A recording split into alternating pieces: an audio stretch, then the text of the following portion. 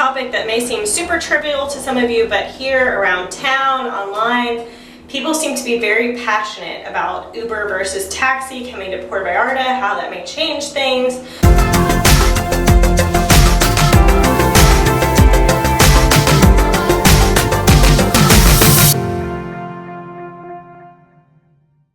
Jamie's last day in good old Vallarta.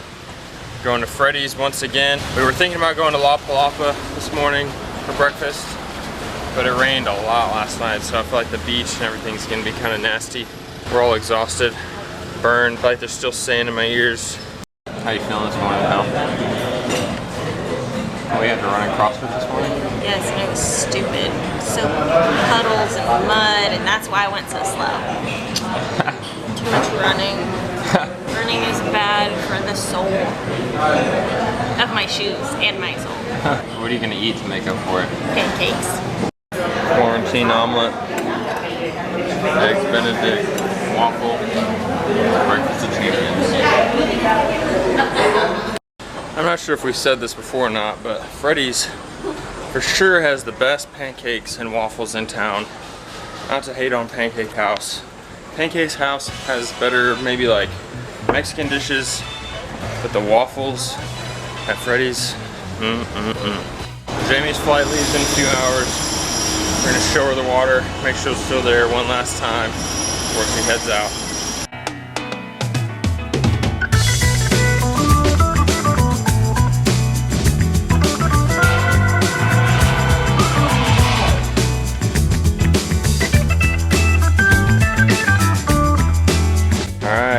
Jamie's leaving us. Jamie and her eyebrows are going back to Texas.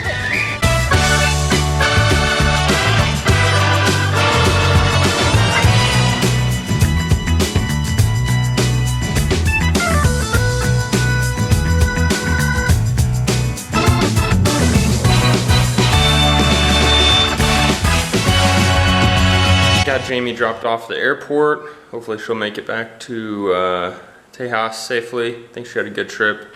Her eyebrows seemed to have a good trip at least. The taxi ride today made me think about a topic that we definitely need to address. And I know lots of expats have been all over the forums talking about this. Everybody seems to have a pretty strong opinion, so of course we have to put in our 2 cents. So we're going to talk a little bit about whether Uber in Puerto Vallarta is good or bad. Ooh, the Uber debate. The great Uber debate. Now I thought about this whole Uber thing today because when I took Jamie to the airport, I always ask the cab drivers how much it's going to cost.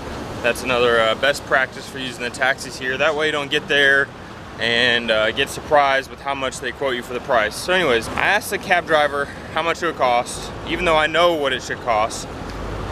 He told me $20 US, and the real price from our condo to the airport is 180 pesos. So getting the price in dollars is like your first sign that you're probably being ripped off, or that's just not right. Luckily, I could kind of converse with him enough in Spanish, and I knew how much it cost. I didn't end up paying that, of course, but that definitely made me think, and this is exactly why Uber is coming. Now, I don't mean to paint this cab driver out to be a bad person or, you know. But his name was, no, his cab number was. We don't know his name or cab number.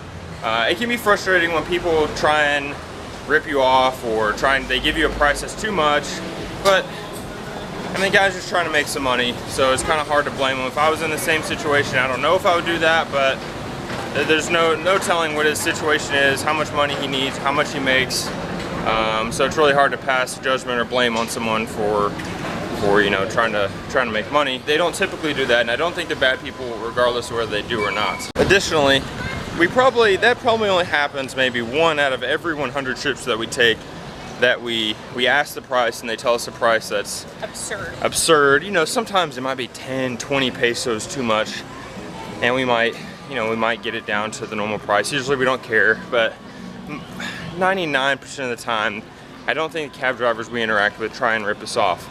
Now that said, I always speak to them in Spanish. It's usually both me and Hillary. I feel like traveling in numbers helps. We know the system.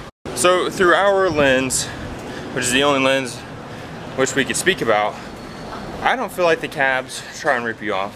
I don't think they're bad people or they've never been weird to us. People may have different experiences, so if you've had, comment below, let us know your experiences using cabs in Mexico or using cabs in Puerto Vallarta. So far, knock on wood, our experiences using the cabs here have been excellent. One con that I have worked up in my little pea brain of Uber coming to Puerto Vallarta is the ease of use. So right now, when Greg and I walk outside the door of anywhere, the cab is right there. I mean, it's 10 steps away. There's no waiting involved. I think it's going to be tricky for Uber to find their niche here in PV because the accessibility of cabs is so high that I think it's going to be hard for Uber to compete with that because I am super impatient and I would not want to wait on Uber to try to come and find us.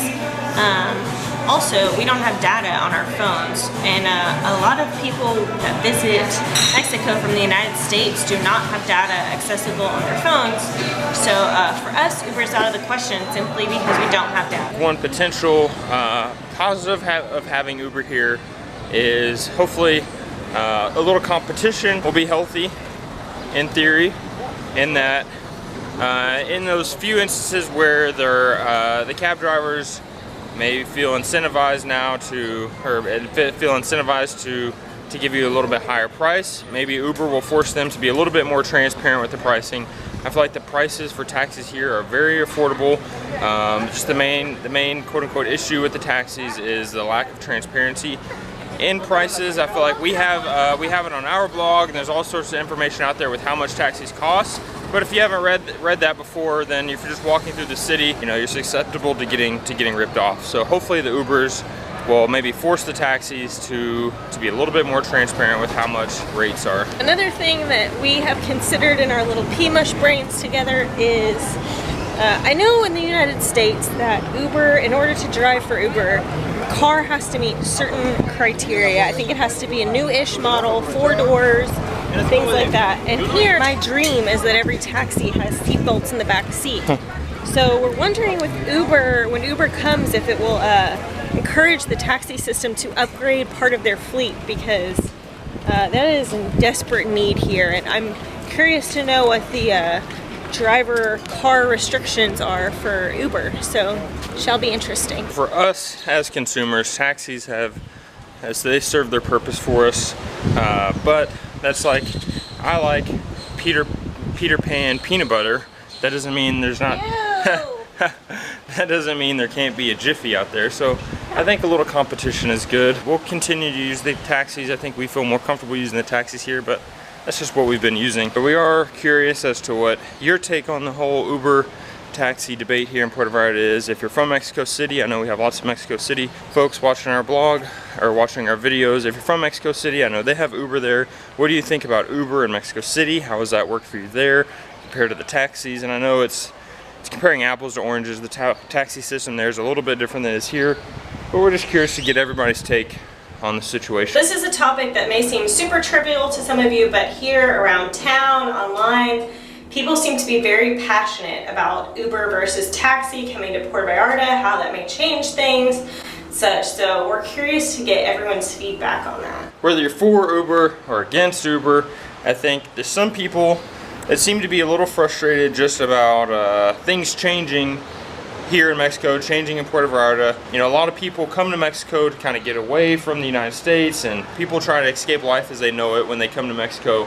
So I think some people just seem to be upset just because it's like parts of the United States are coming to Mexico. I think that's inevitable. I think things are always going to change, and there's really no point in getting upset about change for the sake of change. If you've got, you know, legitimate reasons you're upset about Uber, that's one thing. I think the biggest way to voice your opinion is with your pocketbook. If you don't like Uber, don't spend your money on them. Don't use them. We are very tired today from going to the wedding in Dallas, to New York City, and then to Jamie coming. I feel like we've been running around.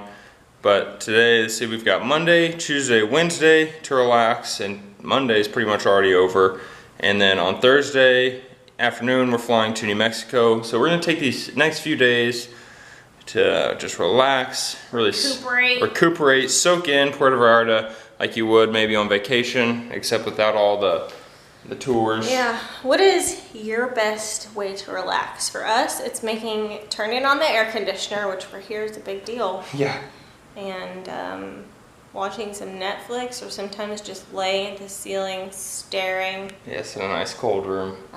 So that's what we're gonna go do. We're gonna go watch House of Cards, maybe Orange is the New Black, and go to bed around 7:30. But we're gonna come back fully energized and ready to tackle Tuesday. Be sure to subscribe to our channel. Click the bell, that way you get notified every time we upload a new video. And we'll see you tomorrow. That was annoying. Bye.